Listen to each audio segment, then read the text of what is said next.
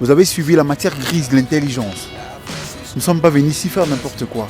Baobab UGV, c'est votre chaîne de l'intelligence. C'est la chaîne qui vous informe de toutes les actualités du monde.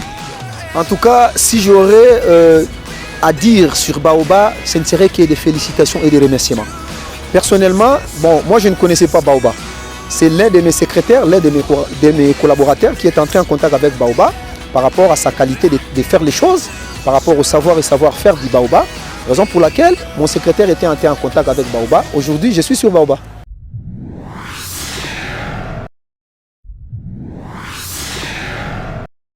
À formation égale et à responsabilité égale, hommes et femmes doivent prétendre au même traitement et à une égalité salariale et une considération similaire.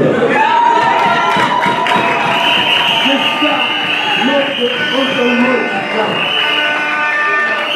Il n'est nullement,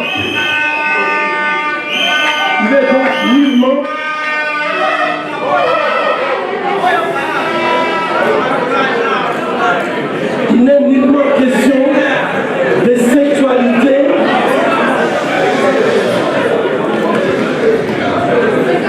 Il n'est donc nullement question de sexualité comme l'ont prétendu certains esprits qui ne manquent pas d'occasion pour mentir.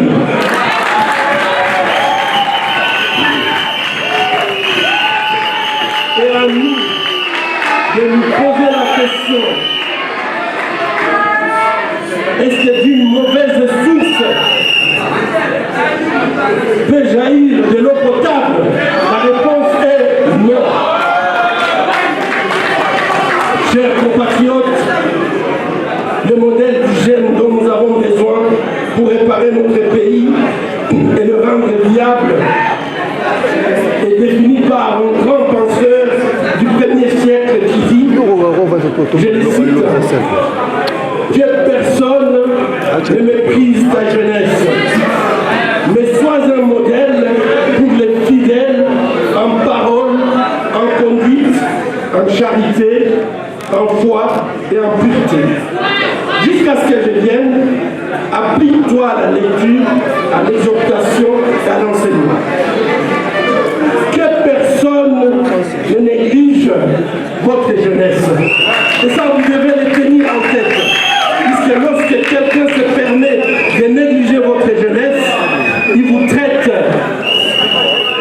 comme si vous ne pouviez pas participer à la construction de notre pays. La jeunesse est comme une plantule qui a besoin de soins avant de donner des fruits.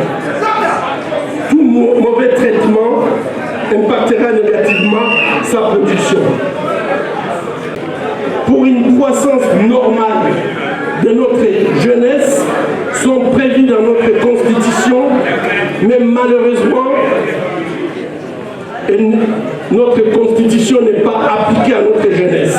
Et je vous demande d'aller lire les articles 35, 36, 42, 43 et 45 et 46 de notre constitution pour vous rendre compte que vous avez plein de droits, mais qu'on ne vous donne pas à exercer tous ces droits. Négliger la jeunesse consiste à la priver d'une bonne éducation, d'une culture, l'exposer à des drogues dures, l'ivrognerie, la débauche et surtout au mensonge. Tout cela corrompt et produit une jeunesse sans boussole, une jeunesse perdue qui ne pourra donner du bon fruit. La société doit donc veiller au grain, porter une attention particulière à la jeunesse et pouvoir lui donner le moyen nécessaire pour croître à l'abri des facteurs destructeurs.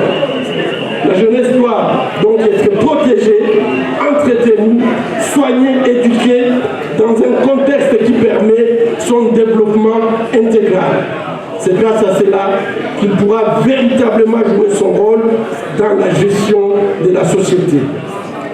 Ce penseur recommande aux jeunes d'être un modèle pour la société, un modèle dans la parole. Chère jeunesse, votre manière de vous exprimer doit refléter votre intérieur sain, votre respect des autres. Même jeune, vous pouvez parler avec sagesse et douceur.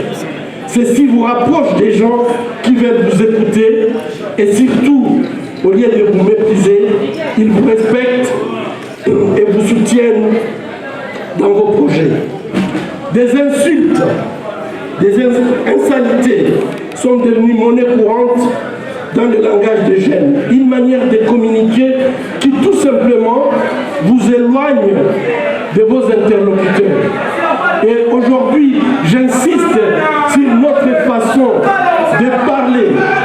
Notre parole doit être une parole qui doit permettre à ce que la jeunesse, quand elle parle, que tout le monde ait envie de vous écouter.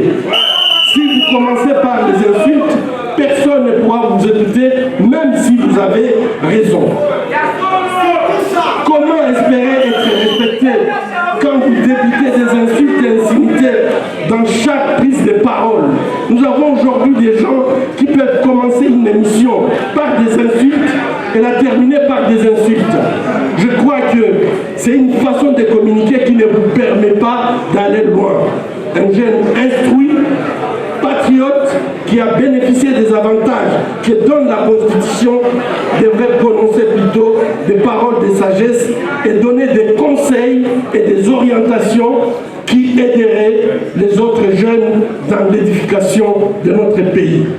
Le deuxième point, c'est vous devez être de modèle en conduite. Votre conduite doit être irréprochable. Dans vos actes, vous devez faire la différence. Même si tout le monde fraude, restez intègre. Même si tout le monde se compromet, soyez irréprochable. Peu importe comment les autres vous regardent et vous jugent. Soyez assurés que vous êtes dans le bon en restant intègre. L'intégrité sera votre tremplin pour la réalisation de votre rêve.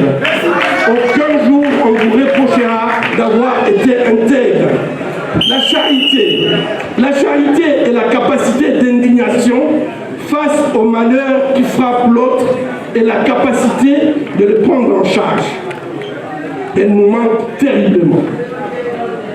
Le manque de charité dans notre pays fait que le bien commun est consommé par une petite minorité de notre société en laissant la majorité de notre population, dont la jeunesse, dans une pauvreté extrême. Et ce qu'on peut constater, c'est qu'aujourd'hui, cette capacité de s'indigner dans notre jeunesse n'existe plus. Chers jeunes, indignez-vous, indignez-vous.